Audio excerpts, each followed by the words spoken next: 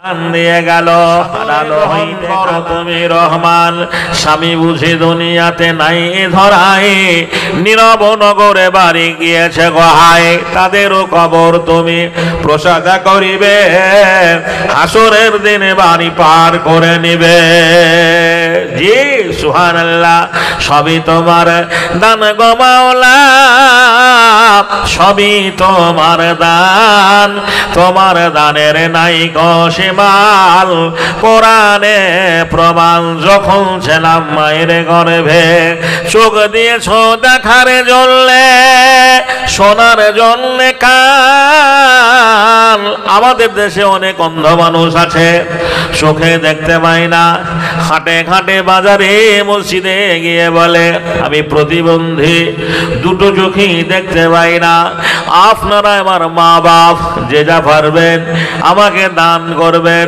বাবু গো ওই চোখ দুটো যদি আপনার আমার না থাকতো আমরাও দৃষ্টিহীন হয়ে যেতাম অন্ধ হয়ে যেতাম তাহলে দুনিয়ার স্বাদ আমরা বুঝতে পারতাম না চোখ দিয়েছ দেখার জন্যে শোনার জন্যে কান সবই তোমার দান গো মাওলা সবই তোমার দান আল্লাহ বড় নিয়ামত দান করেছেন জি আইনুর খাতুন আইনুর খাতুন আপনার আইনুর খাতুন নামে এখানে যে ছিল অবশেষে সেও বাড়ি দান পাঠাইল গাছ দিয়েছ বাঁচার জন্যে গাছ আমাদের অক্সিজেন দেয় গাছ আমাদের ফল দান করে গাছ কেটে আমরা প্রয়োজনীয় আসবাবপত্র খাট পলঙ্ক জানালা দরজা তৈরি করি ঘর বাড়ি বানাই হি সুবহানাল্লাহ খাট আলমারি বানাই গাছ দিয়েছ বাঁচার জন্যে ছাদে করে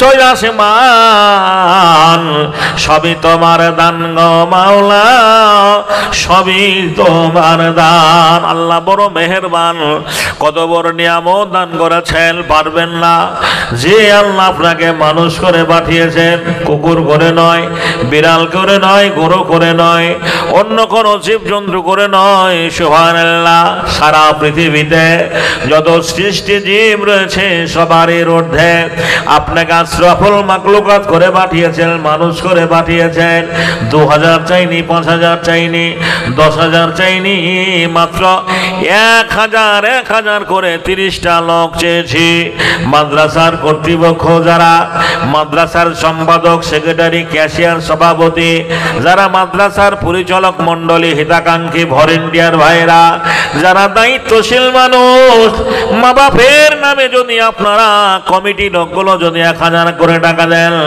তাহলে সুবহানাল্লাহ 30টা লোক হয়ে যাবে 1000 করে টাকা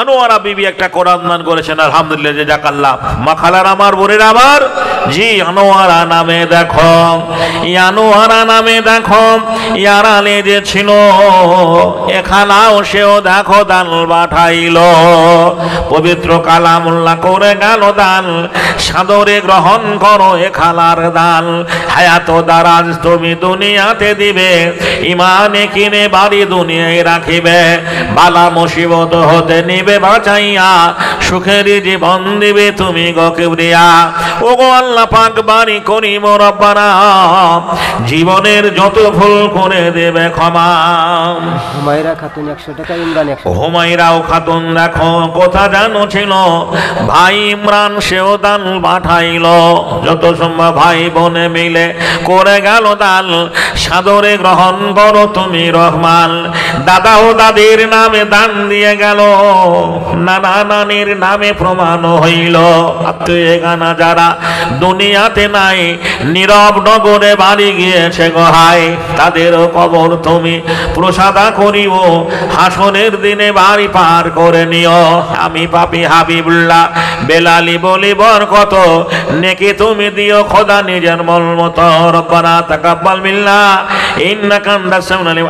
আমিন সুম্মা আমিন। একটা হাদিস আপনাকে বলবো, একটা হাদিসের ঘটনা আপনাকে শোনাবো, কান করে শুনুন ভাই গো।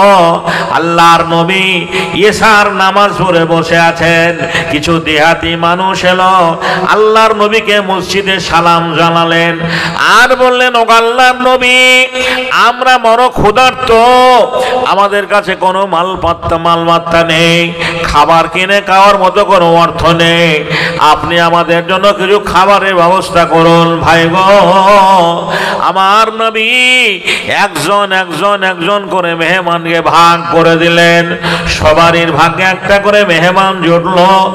ওই মসজিদে আবু তালহা বলে একজন সাহাবী ছিলেন, উনি গরিব মানুষ, সুবহানাল্লাহ, এত হত দরিদ্র, খেজুর পাতার গুঁড়ো ঘর, নবীর মেহমান বাড়ি নিয়ে গেলেন। ও মা খালারা শুনুন, বিবিকে বলছে, বিবি রে, মসজিদ থেকে একটা মেহমান এনেছি, কি খাবার আছে বলো? বিবি বলল, স্বামী গো, যদি তুমি খাও তাহলে আমাকে না খেয়ে থাকতে হবে, আমি খেলে তোমাকে না খেয়ে থাকতে হবে। যে পরিমাণের খাবার আছে একজনের পেট ভরবে, দুজনের পেট ভরবে না। বললে একটা থালাতে খাবার দাও, একটা থালাতে খাবার দাও হলো, আর একটা ফাঁকা থালা, সেখানে খাবার ছিল না, সেটাকে ঢেকে নিয়ে আসা হলো। এবার খেতে শুরু করবে। আবু তালহা মেহমানকে দেখে বিবিকে বললেন, বিবিরে তেল ভরে দাও, তেল ভরে দাও। তেল ভরার বাহানাতে বাটিটা নিভিয়ে দিল। বলল, ভাইজান, আমরা গরিব মানুষ, বাড়িতে তেল নেই, তেল না থাকার ফলে আর বাতি জ্বলবে না, অন্ধকারে খেতে শুরু করো। মেহমান বুঝতে পারলো না, বাড়িওয়ালা থালাতে খাবার নেই, শুধু ফাঁকা থালাতে হাত উঠিয়ে মুখে নাড়াচাড়া করলেন। আর মেহমান পেট পুরে খাবারের থালা থেকে খাবার খেয়ে নিল, সারা রাত না খেয়ে কাটিয়ে দিল। আল্লাহর নবী ফজর দেখতে মসজিদে আছেন, জিবরিল আমিন দাঁড়িয়ে আছেন আল্লাহর নবীকে শুভ সংবাদ দেওয়ার জন্য। হযরতে জিবরিল আমিন আল্লাহ রাসূলকে সালাম জানিয়ে বললেন, ইয়া রাসূলুল্লাহ, ইয়া হাবিবাল্লাহ, আল্লাহর নবী, আপনি মসজিদে গিয়ে আবু তালহাকে জানিয়ে দিন তারা স্বামী স্ত্রী দুজনে জান্নাতি। জোরে বলা যাবে না সুবহানাল্লাহ? আরো জোরে বলুন সুবহানাল্লাহ। নারায়ে তাকবীর। এখান থেকে বোঝা গেল বাপ গো, এক থালা খাবার দেওয়ার জন্য, সামান্য এক থালা খাবার দেওয়ার জন্য যদি জান্নাতি বলে ঘোষণা হয়, তাহলে বলুন এখানে কত ইয়াতিম ছেলে, দুষ্ট ছেলে মাদ্রাসায় লেখাপড়া করে, যারা নাইবে রাসূল, আল উলামা ওয়ারাসাতুল আম্বিয়া, আলেমরা নবীদের ওয়ারিস, এই মাদ্রাসায় যারা খিদমতগার করতে আসেন, এদেরকে দান করলে পরে আপনি জান্নাত পাবেন কি পাবেন না? জান্নাত পাবেন কি পাবেন না? এবার বুকে হাত দিন, সাফ করে বলুন। বাড়ি যাওয়ার পথে মেহেরবানি করে আমি 5টা লোককে নেব, যিনি 1000 করে টাকা দেবেন। টাকা আপনার কাছে নেই, পাট উঠলে দেবেন, আলু উঠলে দেবেন, ধান উঠলে দেবেন, মাইনে পেলে দেবেন, ব্যবসায়ী লাভ ভালো হলে দেবেন। ভাই গো, 1000 টাকা। ও যুবক নওজওয়ানেরা, যদি এটা মুর্শিদাবাদের মাটি হতো, খোদার কসম করে বলছি, এত কথা বলতে হতো না। ওইদিকে যারা গেছেন জানেন কত মানুষ কিভাবে দান করে। আমাদের দেশের মাদ্রাসাগুলো দেখলে পরে আপনাকে অবাক লেগে যাবে। আমার মনে হয় সরকারও এত টাকা খরচ করতে পারবে না, এত মাদ্রাসা বড়। সুবহানাল্লাহ। প্রতিনিয়ত এমন মাদ্রাসা আছে 700-800 ছেলে 3 বেলা খাওয়া দাওয়া করে, 5 পয়সাও লাগে না, সব দানের মেহনতে মাদ্রাসা চলে। 5টা লোক আছেন, 1000 করে টাকা দেবেন। 5টা লোক, একজন যিনি মা বাপকে হারিয়ে দিয়েছেন, মা বাপ কবরে চলে গেছে, সেই মা বাপের নামে 1000 টাকা দিতে পারবেন না, এমন 5টা যুবককে পাওয়া যাবে না। ভাই টাকা পয়সা হাতের ময়লা, আজ আছে কাল থাকবে না খুব। আজ বলি জমি আমার, জায়গা আমার, গাড়ি আমার, বাড়ি আমার, ছেলে আমার, মেয়ে আমার, আমার বলি হায় হায় মরণের যেদিন ডাক আসবে আমার বলতে কিছু আই থাকবে না। মাটির দেহ মাটি হবে, মাটির দেহ মাটি হবে, কিসের কর বাসনা এই দুনিয়ায় আশা মিটবে না। মাটির দেহ মাটি হবে, কিসের কর বাসনা এই দুনিয়ায় আশা মিটবে না। কত জন এসেছিল এই দুনিয়া পরে, একে একে চলে গেল সবই কিছু ফেলে। আসলেতে সবই মিছে, কবর হবে ঠিকানা এই দুনিয়ায় আশা মিটবে না।